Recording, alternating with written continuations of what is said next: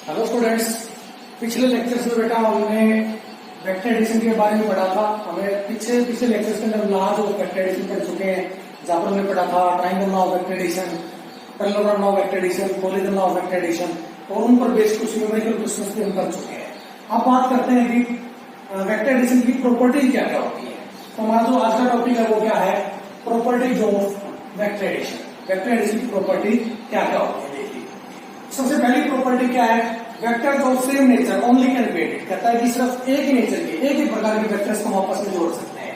For example velocity vector can be added with velocity vector. कहता है कि velocity को वेलोसिटी के साथ ही ऐड किया जा सकता है, फोर्स को फोर्स के साथ ही ऐड किया जा सकता है। ऐसा नहीं है कि फोर्स को वेलोसिटी के साथ ऐड कर देंगे। अगर फोर्स को वेलोसिटी के साथ ऐड कर दिया तो वो गलत होगा, ठीक है। तो सबसे पहली प्रॉपर्टी क्या है कि सेम नेचर के वेक्टर्स को हम आपस में ऐड करते हैं। जैसे वेलोसिटी है तो वेलोसिटी में ही ऐड करेंगे, फोर्स है तो फोर्स में ऐड करेंगे, ठीक है। डिस्प्लेसमेंट है तो डिस्प्लेसमेंट में ही ऐड करेंगे उसको। तो कहने का मतलब क्या है, कोई भी कैसा वेक्टर हो उसको सेम नेचर के वेक्टर के अंदर ही ऐड किया जा सकता है। सेकेंड प्रॉपर्टी क्या कहती है, वेक्टर एडिशन इज कॉम्यूटेटिव। कहता है कि जो वेक्टर एडिशन होता है वो कॉम्यूटेटिव होता है। अब बात आती है कि कॉम्यूटेटिव का मतलब क्या है। तो हमने यहां पर लिखा commutative means in whatever order the vector may be added, their resultant remains same। कहता है कि अगर मान लिया आपके पास दो या दो से ज्यादा वेक्टर है तो आप उनको किसी भी ऑर्डर के अंदर, किसी भी मैनर के अंदर ऐड कर दीजिए, रिजल्टेंट हमेशा सेम आएगा। चाहे आप vector A plus vector B कीजिए, चाहे vector B plus vector A कीजिए, ठीक है। दोनों ही केस में रिजल्टेंट क्या आएगा, सेम। देखिए इसका प्रूफ देखते हैं हम अभी। इस जो प्रॉपर्टी है कॉम्यूटेटिव प्रॉपर्टी, इसका अब हम प्रूफ करेंगे।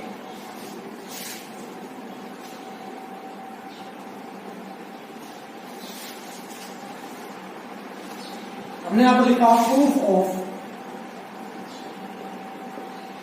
Commutative property.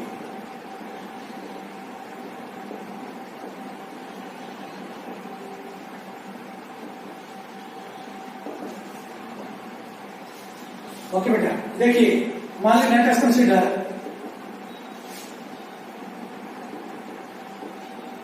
To vectors, vector A and vector B represent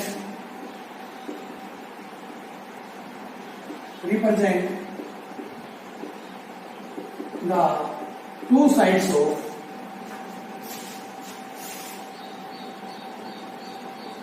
a triangle।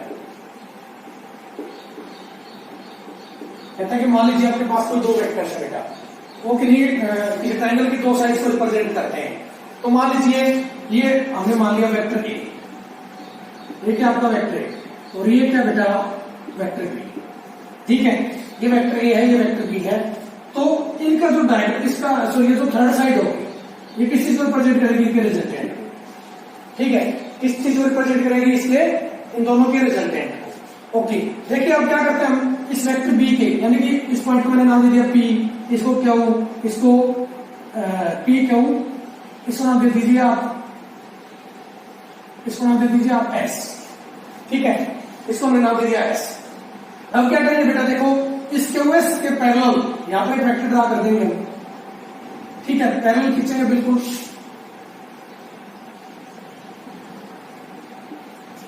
ठीक है। इस पॉइंट को हमने नाम दे दिया टी, और इस पी क्यू वेक्टर के पैरेलल भी क्या करेंगे, हम एक वेक्टर ड्रा कर देंगे, ठीक है।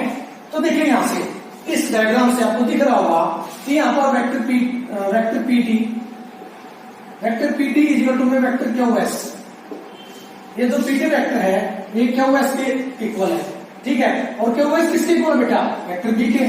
तो देखिए यहां से अगर vector Q S vector B के इक्वल है तो वेक्टर पीटी भी किसके इक्वल होगा, वेक्टर बी के। यानी कि ये भी आपका क्या है, वेक्टर बी। ओके, दूसरा यहां से देखिए vector P Q vector T S के इक्वल है, ठीक है।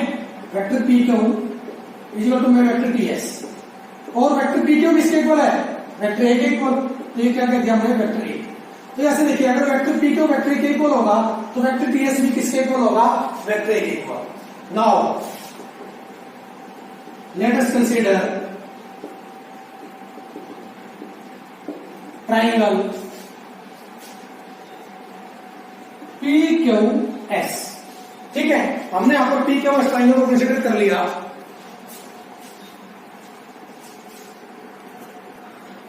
तो इस वेक्टर पी के उस ट्राइंगल से आप देखिए कि जो रिजल्टेंट है वो किसके इक्वल है, वेक्टर ए प्लस है वेक्टर बी के इक्वल है। रिजल्टेंट किसके इक्वल है यहाँ से, यानी कि जो वेक्टर इनका रिजल्टेंट कौन रिप्रेजेंट कर रहा है, तो वेक्टर पीएस, वेक्टर पीएस किसके इक्वल है यहाँ पर, vector P Q plus vector Q S के इक्वल है। और वेक्टर पीएस को हमने किससे लिखा, वेक्टर आर से, तो क्या होगा वेक्टर आर इक्वल टू में वेक्टर पी क्यू किसको लिखा है, वेक्टर ए को, और वेक्टर क्यू एस किसको लिखा है, वेक्टर बी को। ठीक है बेटा, तो यहां से क्या होगा, vector R is equal to में vector A plus vector B. ठीक है, इसको नाम दीजिए हमने इक्वेशन नंबर 1। ठीक है बेटा, तो आई थिंक यहां तक आपको कोई प्रॉब्लम नहीं है। अब क्या करेंगे, हम दूसरे ट्राइंगल को कंसीडर करेंगे। ठीक है, इसको साफ कर देता हूं मैं, यहां से इसको नोट कर लीजिए।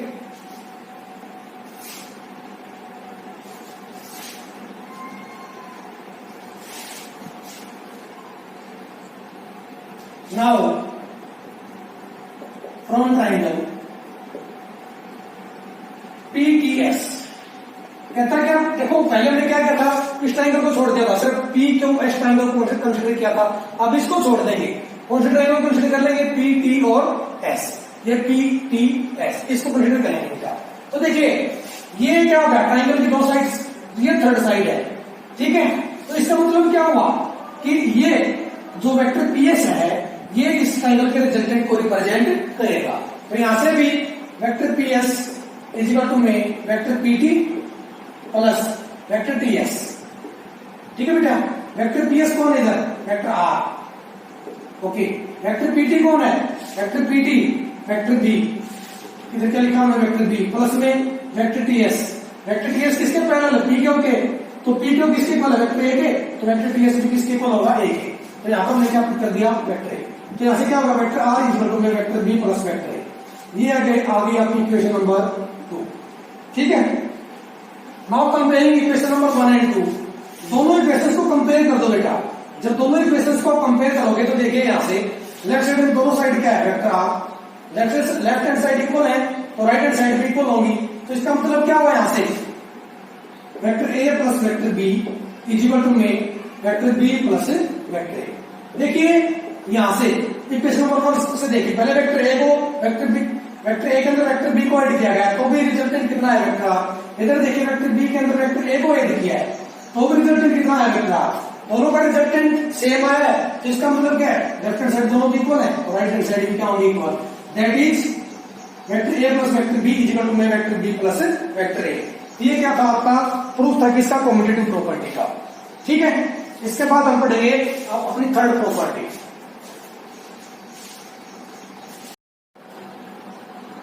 ओके, हमारी थर्ड प्रॉपर्टी है वेक्टर एडिशन इज एसोसिएटिव। कहता है कि वेक्टर एडिशन एसोसिएटिव होता है। ठीक है, एसोसिएटिव का मतलब क्या है, associative means in whatever grouping the vectors may be added their resultant dimension. कहता है कि वेक्टर्स को किसी भी ग्रुप में जोड़ दिया जाए रिजल्टेंट तब भी हमेशा सेम ही आएगा। फॉर एग्जाम्पल मान लीजिए आपके पास 3 वेक्टर्स है, वेक्टर A, वेक्टर B और वेक्टर C। तो अगर पहले आपने ग्रुप बनाया वेक्टर A और वेक्टर B का, ठीक है, उस ग्रुप के अंदर वेक्टर C को ऐड करोगे तो भी रिजल्ट उतना ही आना है। और अगर वेक्टर B और वेक्टर C यानी B और C का ग्रुप बना करके उसको A में ऐड कर दोगे तो भी वही आना है, यानी कि रिजल्टेंट दोनों टाइम क्या होगा, इक्वल होगा। इसका मतलब क्या है, vector A plus vector B, ठीक है, plus vector C equal to में vector A plus vector B plus vector C के इक्वल होगा। ठीक है, इसका प्रूफ देखते हैं हम। Let 3 vectors, vector A, vector B and vector C are representing 3 adjacent sides in the same order for an open polygon PQSP। कहता है कि मान लीजिए आपके पास 3 वेक्टर्स हैं, vector P, vector Q and vector A, vector B and vector C। कहता है कि ये किसी ओपन पॉलीगन PQSP की 3 एडजेसेंट साइड्स को रिप्रेजेंट करते हैं। ठीक है, तो देखिए मान लीजिए ये आपका क्या है, वेक्टर A। ठीक है बेटा, ये मान लिया हमने वेक्टर B, ये मान लिया हमने वेक्टर C। ठीक है, तो इस पॉइंट को नाम दे दिया P, इसको दे दिया Q, इसको नाम दे दिया S और इसको नाम दे दिया अपने T। ठीक है, तो देखिए यहाँ पर दोनों वेक्टर A, वेक्टर B और वेक्टर C आपको हमने सेम ऑर्डर में लिया है। ठीक है, तो ये तीनों वेक्टर्स सेम ऑर्डर में किसी ओपन पॉलीगन की 3 साइड्स को रिप्रेजेंट करते हैं। The closing side PT in opposite order is their resultant. तो कहता है कि उस टाइम पर जो ये जो चौथी साइड बचेगी, यानी कि ये जो क्लोजिंग साइड बचेगी, ठीक है, ये आपके रिजल्टेंट को रिप्रेजेंट करेगी और ये किसमें होगी, इससे अपोजिट ऑर्डर में होगी, इसलिए इसको नाम दे दिया हमने वेक्टर आर। ठीक है, तो देखिए आप इसको नोट कर लीजिए एक बार, इसको नोट करते हैं ऊपर से।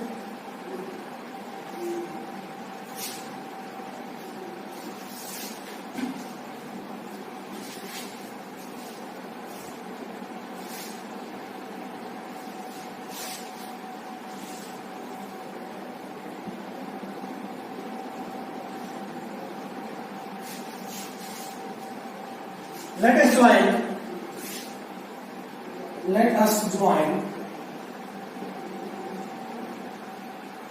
P to S। ठीक है, जो पॉइंट P to S है उसको ज्वाइन कर देते हैं। ठीक है, Let us join point P to S। देखिए P से S को हमने क्या कर दिया बेटा, ज्वाइन करा दिया। ठीक है, तो नीचे ट्राइंगल बन गई vector P Q S, sorry triangle बन गई क्या, P Q S. Then from triangle P Q S. अब देखिए बेटा, जब जो भी आपने P से S को ज्वाइन करवाया है उसका ऑर्डर क्या होगा, इस ऑर्डर में होगी, उसी डायरेक्शन ये होगी, है ना। तो देखिए इस ट्राइंगल P क्यू एस से vector P S is equal to में वेक्टर P S, यानी कि वेक्टर ए और वेक्टर बी का रिजल्टेंट कौन होगा, ये वेक्टर P S। तो वेक्टर P S किसके इक्वल होगी, vector P Q plus vector Q S.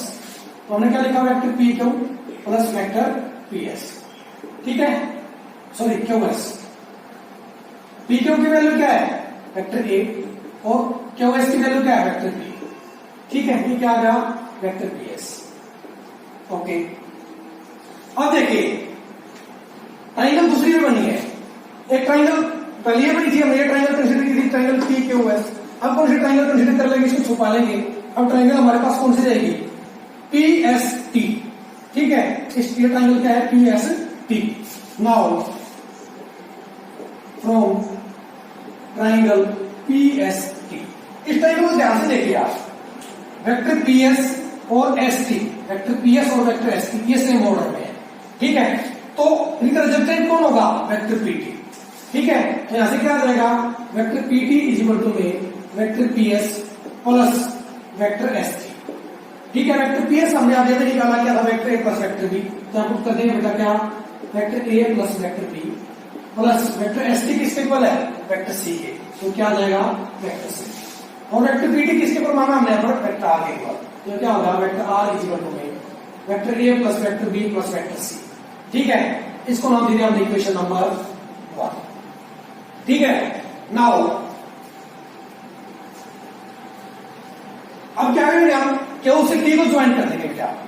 ठीक है, और इसका ऑर्डर क्या होगा, इस डायरेक्शन में। ठीक है, तो इधर मैं इसको रद्द कर देता हूं, नहीं लिखेंगे इसको हम फिर से, नीचे ले देता हूं। चलिए, let us join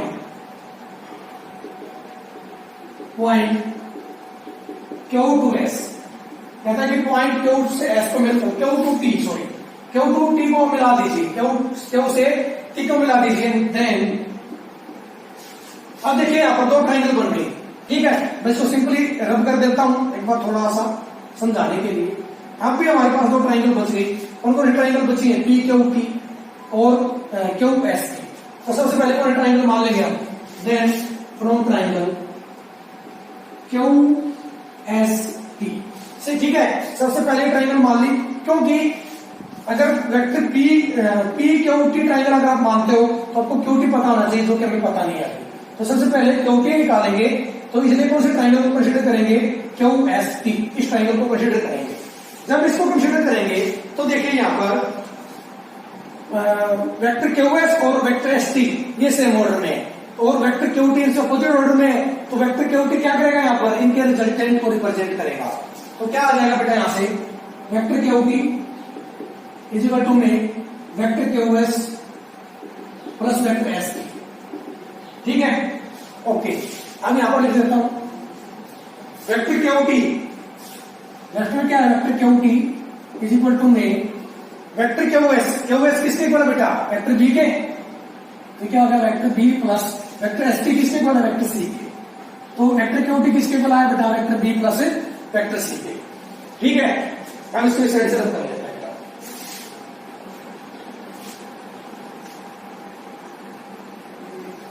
okay, now from triangle, अब कौन सी ट्राइंगल बच गई हमारी, P Q T, P Q T. अब इस ट्राइंगल को ध्यान से देखेंगे तो आप देखिए वेक्टर पी क्यू और वेक्टर क्यू टी ये सेम ऑर्डर में है और vector P T opposite order में है। तो वेक्टर पी टी के रिजल्टेंट को रिप्रेजेंट करेगी, इसका मतलब क्या है, vector P T is equal to में वेक्टर पी क्यू प्लस में वेक्टर क्यू टी। ठीक है, वेक्टर पी क्यू किसके इक्वल है, वेक्टर ए के प्लस में वेक्टर क्यू टी हमने निकाला था किसके इक्वल है, वेक्टर बी प्लस सी के। तो इसको ब्रैकेट में लिख देंगे हम vector B plus vector C. ठीक है, और वेक्टर पी टी किसके इक्वल है, वेक्टर आर के। तो ये हमारी क्या आ गई बेटा, इक्वेशन नंबर 2। ठीक है, अब देखो दोनों इक्वेशन से, इक्वेशन 1 से और 2 से। अब देखिए यहां पर दोनों की लेफ्ट हैंड साइड इक्वल है, यानी कि देखिए आप इधर ए और बी का ग्रुप बनाया, इधर बी और सी का ग्रुप बनाया।